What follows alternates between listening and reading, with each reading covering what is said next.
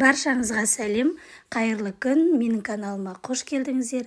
Бүгін осындай дәруменге толы жеміс салатын дайындайтын боламыз. Ол үшін бізге алдымен алмамызды жақсылап жуып, қабығын ашып, осылай төртбұрышты етіп турап аламыз. Барлық көкөністерімізді осылай төртбұрышты етіп кубиктап турап аламыз.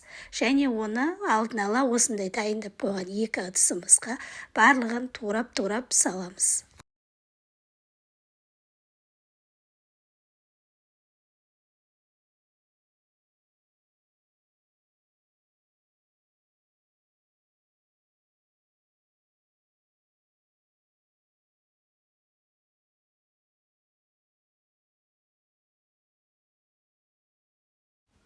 Енді авокадомыздың ортасынан бөліп, оның сүйегін алып тастап, қабығын ашып, оны да осылай төртбұрышты етіп тураймыз. Егер авокадо болмаса, мандарин қоссаңыздар да болады.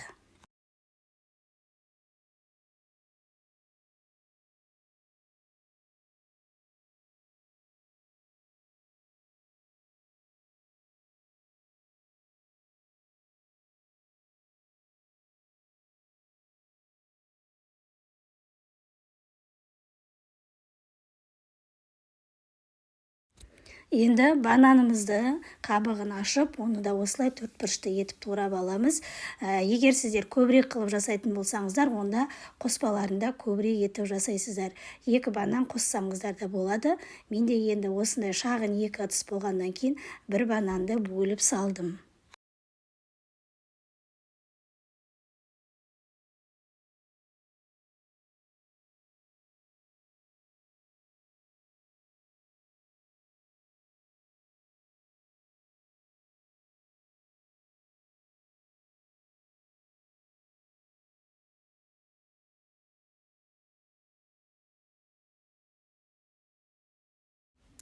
Енді осындай драконымыздың ортасынан бөлеміз.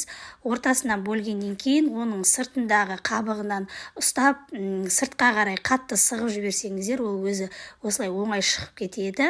Және бұны да осылай төртбұрышты етіп турап аламыз.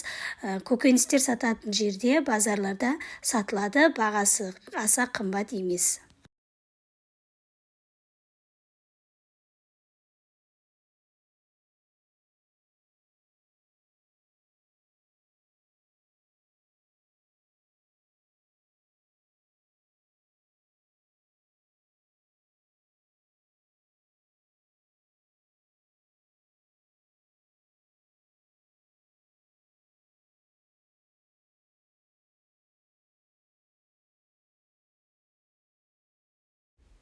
Міне барлық көкөністерімізді екі ыдысымызға турап салдық.